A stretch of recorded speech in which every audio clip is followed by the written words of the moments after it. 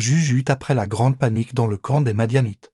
Les ennemis s'enfuirent à travers la vallée. Gédéon et ses 300 soldats fidèles les poursuivirent toute la nuit. Ils étaient fatigués, affamés, mais déterminés à terminer la mission que Dieu leur avait confiée. Pendant leur poursuite, d'autres tribus d'Israël décidèrent de les aider. Les hommes d'Éphraïm bloquèrent les rivières pour empêcher les Madianites de s'échapper. Ils réussirent même à capturer 2 princes ennemis, Oreb et Zib, dont les noms signifiaient corbeau et loup. Grâce à eux, une grande partie de l'armée ennemie fut anéantie. Dieu donnait une fois de plus la victoire à son peuple. Mais 2 rois puissants restaient encore en fuite, Zéba et Almaone.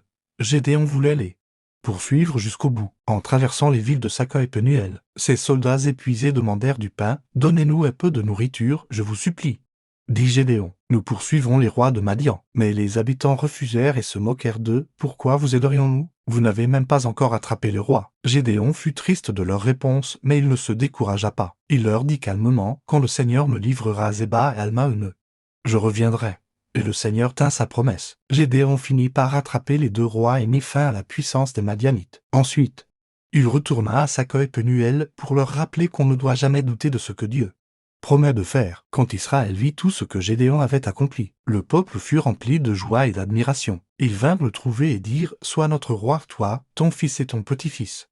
Tu nous as délivrés des Madianites. » Mais Gédéon répondit, « Non, je ne régnerai pas sur vous, et mes fils non plus. C'est le Seigneur qui régnera sur vous. » Pour remercier Dieu, Gédéon rassembla de l'or et fit fabriquer un éphod, un vêtement sacré, afin que le peuple se souvienne de la fidélité de Dieu. Mais, malheureusement, avec le temps, certains commencèrent à adorer l'éphod au lieu d'adorer Dieu. Tant que Gédéon vécut, Israël connut la paix pendant 40 années. Le peuple se souvenait encore du jeune homme timide que Dieu avait transformé en héros. Gédéon avait appris et enseigné à tout le pays qu'avec la foi et l'obéissance, Dieu peut accomplir l'impossible, car le vrai secret du courage, c'est de savoir que Dieu est le seul véritable roi.